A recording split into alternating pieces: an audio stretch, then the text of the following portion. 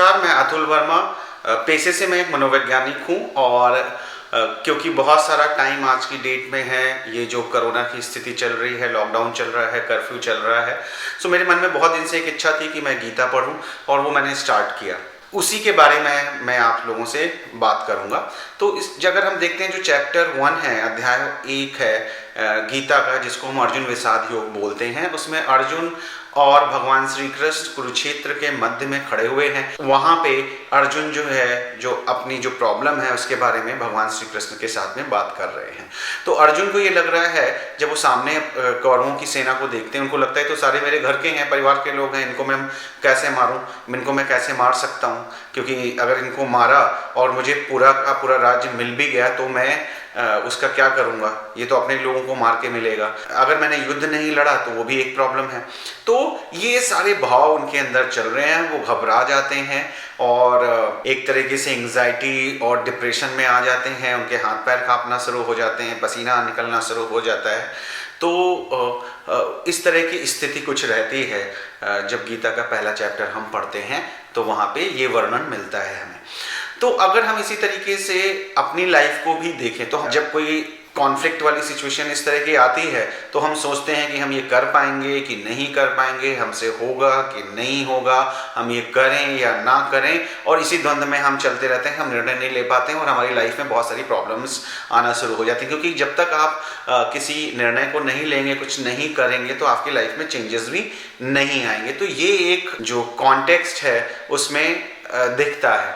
मैं ये बातें इसलिए कर रहा हूँ क्योंकि एक मनोवैज्ञानिक होने के नाते मेरा एक पर्सपेक्टिव भी है देखने का, बाकी लोग भी देखते हैं, तो थोड़ा सा ओरिएंटेशन साइकोलॉजी की तरफ होने के कारण इस तरह की जो व्याख्या है या जो अंडरस्टैंडिंग है वो भी मैं आप लोगों के साथ में शेयर कर रहा हूँ।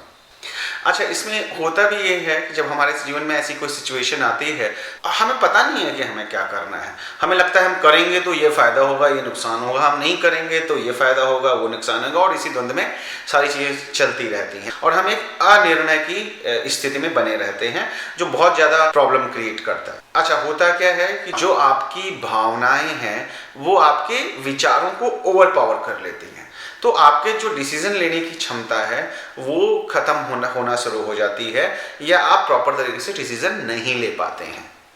जैसे अर्जुन कुरुक्षेत्र में वो बहुत ज्यादा बोल सकते हैं, मोह में आ गए कि हम ये जो हमारे भाई हैं जिनको मैं मारने जा रहा हूँ, या दादा हैं, जो लोग हैं, इनको मैं मारूंगा तो इनको मैं कैसे मारूं, इनसे मैं कैसे लड़ूं, क्योंकि उनका एक अटैचमेंट उनके साथ में रहा है, उन्हीं के साथ वो खेले हैं, बड़े हुए हैं, उन लोगों ने अर्जुन को पाला पोसा है, तो वो उस तरीके की चीज़ें दिमाग में आना शुरू हो जाती हैं। तो हमारे जीवन में भी इसी तरीके से बहुत सारे चीज़ें आती हैं। एक और बात इसमें जो है कि अगर हम देखते हैं तो जीवन भी हमारा एक कुरुक्षेत्र है, और दुखद बात कई बार ये होती है कि पूरी की पूरी जिंदगी इसी डर में हम निकाल देते हैं, करें या ना करें।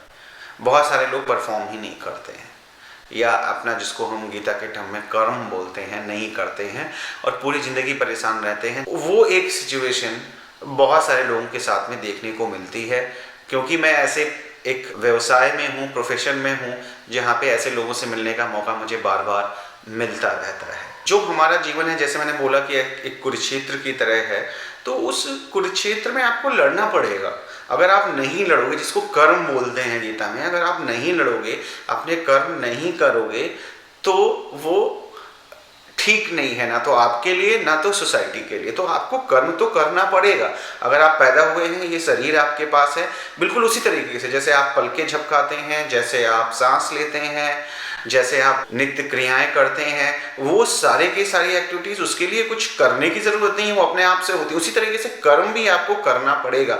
कर्म को लेके आपको निर्णय लेने पड़ेंगे। अगर आप नहीं लेंगे, आपको प्रॉब्लम्स होंगी, आपकी लाइफ जो है वो प्रॉब्लम से भर जाएगी। तो कर्म करना ही एक सॉल्यूशन है। अगर आप कर्म नहीं कर रहे हैं, कर्म की भी जब बात आती है गीता में, तो यह था आपका जो कर्म, जैसे युद्ध में जो अर्जुन का जो कर्म था, वो कर्म था आपका युद्ध करने का। तो अगर वो अपना कर्म नहीं कर रहा है तो वो अनजस्टिस कर रहा है अपने साथ और सोसाइटी के साथ, सारे लोगों के साथ में।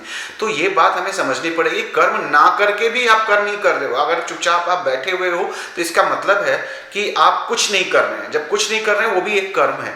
तो अगर वो कर्म, तो आपको अपना कर्म चूज करना पड़ेगा, जिसको आगे हम बात करेंगे, जिसको हम निष्काम कर्म बोलते हैं। बिल्कुल उसी तरीके से जैसे द्रौपदी का चीरहरण हो रहा था, बाकी लोग कुछ नहीं बोल रहे थे, जो वहां पे बहुत ही बुजुर्ग लोग बैठे थे उन्होंने भी कुछ नहीं बोला, तो ये भी एक तरह का कर्म है, चुप रहना भी। अगर आप उस सिचुएशन में चुप रहते हैं, वो भी आप अपने कर्म से डिविएट हो रहे हैं, और वो एक जो कर्म जो पाप की तरफ आपको ले जाता है, यानी गलत दिशा में लेके जाता है, वो भी एक कर्म है। ना बोलना भी एक कर्म है, जो महाभारत में हमने देखा। तो कर्म तो करना पड़ेगा। अच्छा, ये एक चीज और है जो समझनी होगी साइकोलॉजिकल पॉइंट ऑफ व्यू से। ये युद्ध कोई बाहर नहीं होता है, बाहर भी होता है, लेकिन बाहर मेनली ये जो युद्ध है, जो निर्णय लेने की अक्षमता है, जो ये सारी चीजें वो आपके दिमाग के अंदर होती हैं कि आप विचारों के उलझन में फंसे हुए हैं, कर्म नहीं कर रहे हैं, आइडल बैठे हुए हैं। तो ये बहुत सारी लड़ाई आपको अपने दिमाग के अंदर लड़नी पड़ती है, जिसको हम साइकोलॉजी बोलते हैं। तो वो लड़ाई आपको लड़नी है, और वो लड़के निर्णय लेना है, निर्णय लेके कर्म करना है। अगर नहीं करेंगे तो प्रॉब्लम बनी रहेगी। या अपनी लाइफ का जो यूटिलाइजेशन है, जो लाइफ जो आपको एक सोसाइटी के लिए, औरों के लिए और अपने लिए जो एक यूटिलाइज करना है इस जीवन को, जिस पर्पस से आप यहाँ पे आए हैं, ये सब अंडरस्टैंडिंग हमें गीता के चैप्टर 1 से मिलती है। And everyone is free to understand the Gita in their own way. आप जितनी बार पढ़ेंगे आपको नए मीनिंग्स मिलेंगे। इसी के साथ आज का वीडियो मैं खत्म करता हूँ। नेक्स्ट वीडियो में चैप्टर 2 पे हम लोग बात करेंगे।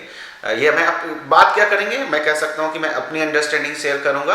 आप अपने कमेंट्स कर सकते हैं, आप हमें लिख सकते हैं हमारे YouTube चैनल के ऊपर, और जो भी आप डिस्कस करना चाहते हैं या कहना चाहते हैं या समझना चाहते हैं या शेयर करना चाहते हैं, you are most welcome for that. नमस्कार।